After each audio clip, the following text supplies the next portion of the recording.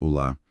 Hoje vamos mergulhar em um tema que é simplesmente central para quem estuda direito constitucional, especialmente para concursos. Com certeza.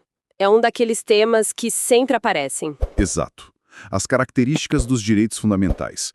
A fonte que temos em mãos é uma análise super detalhada, quase uma aula, que desvenda os conceitos mais importantes. E principalmente aqueles que mais caem em prova. Isso. Nossa missão aqui é extrair a essência disso, sabe? Organizar as ideias para que fiquem claras e, claro, fáceis de memorizar. Vamos lá.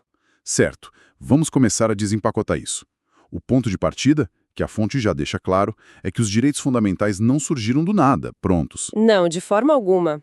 Eles têm uma história. E essa é a primeira característica-chave, então. Exatamente. A historicidade.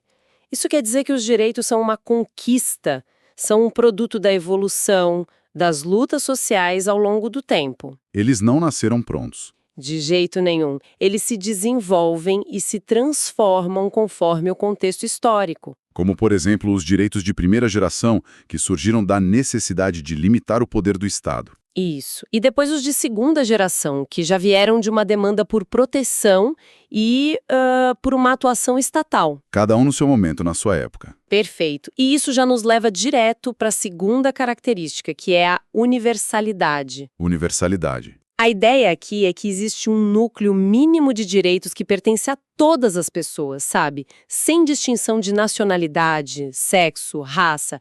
O objetivo é proteger a dignidade humana. Certo, mas aqui tem um detalhe que parece uma daquelas pegadinhas de prova, não é? Totalmente. Universalidade não significa que todo e qualquer direito se aplica a todas as pessoas o tempo todo. É fascinante essa nuance. A universalidade garante que os direitos são para todos, sim. Mas o exercício de alguns direitos específicos pode exigir o preenchimento de certos requisitos. Como assim? Pensa no direito à proteção do mercado de trabalho da mulher. Ele se aplica a quem? Às mulheres, naquela condição. Entendi. Ou o direito de propriedade. Ele é garantido a quem é proprietário. A titularidade do direito pode até ser universal, mas o seu exercício pode ser condicionado. Faz sentido. Ok, agora vamos pro ponto que a nossa fonte destaca como o mais crucial de todos. Aquele que, não dá para ir para uma prova sem dominar. Acredito que sei qual é. É aqui que a coisa fica realmente interessante. A característica da limitabilidade, ou como muitos chamam, relatividade. Relatividade. A regra de ouro é: não existem direitos fundamentais absolutos. Todos, sem exceção, podem ser limitados ou relativizados quando entram em conflito com outros direitos fundamentais. E a materialização daquela frase famosa, né? O seu direito termina quando começa o do próximo. Exatamente essa a ideia. Se não fosse assim, viver em sociedade seria impossível. Cada um querendo impor sua vontade de forma absoluta. Seria o caos. E essa limitação não acontece de forma arbitrária, de qualquer jeito. Tem um método. Sim, ela é feita por diferentes agentes. A própria Constituição Federal já estabelece limites. É verdade. Por exemplo, ela garante o direito à propriedade, mas ao mesmo tempo ela exige que a propriedade cumpra sua função social. Ou seja, a Constituição dá o direito e muitas vezes na linha seguinte já apresenta o seu limite. Exato. Além da Constituição, uma emenda constitucional também pode limitar direitos, assim como as leis. E no dia a dia? E, de forma muito relevante no dia a dia, um juiz, no caso concreto, pode fazer essa limitação através de um juízo de ponderação. Vamos a um exemplo prático que a fonte traz, que é muito, muito forte. O direito à vida. O exemplo máximo. Mesmo sendo tão essencial, ele não é absoluto. Pois é, a própria Constituição, ao prever a pena de morte em caso de guerra declarada, está na prática limitando o direito à vida. Em prol de um bem maior, no caso, a soberania nacional. Exato. E a lei também o limita. Pensa no aborto. A lei permite em certas situações, como no risco de vida para a mãe ou em gestação que vem de um estupro. E o que o legislador fez aí? Nesses casos, o legislador ponderou e fez uma escolha entre direitos em conflito. A vida da mãe contra a do feto, ou a dignidade da mulher contra a vida do feto. E tem também a decisão do STF sobre o feto anencéfalo, Aham. que é um exemplo claro de limitação por via judicial, né? ponderando a dignidade da mãe frente a uma vida sem perspectiva de sobrevida fora do útero. Perfeito. O ponto central em todos esses exemplos é sempre o conflito de direitos. A limitação surge como uma ferramenta para harmonizar a convivência desses direitos. E tem um nome técnico para isso, não tem? Sim, a doutrina chama de princípio da concordância prática. Basicamente, é buscar a máxima efetividade de todos os direitos envolvidos com a mínima restrição possível. Então, o que tudo isso significa? Que os direitos podem ser limitados, mas essa limitação também não pode ser absoluta. Parece até um trava-línguas. E levanta uma questão importantíssima. Até onde vai essa limitação? Existe um limite para o limite? E existe. Sim, a resposta está na aplicação dos princípios da razoabilidade e da proporcionalidade. A restrição a um direito precisa ser necessária, adequada e justificada. E é aqui que entra uma teoria com um nome bem curioso que a fonte menciona. A teoria do limite dos limites. Isso. Exatamente. Ela diz que, sim, é possível limitar um direito fundamental, mas essa limitação não pode ser tão intensa a ponto de atingir o seu núcleo essencial. O que seria esse núcleo essencial?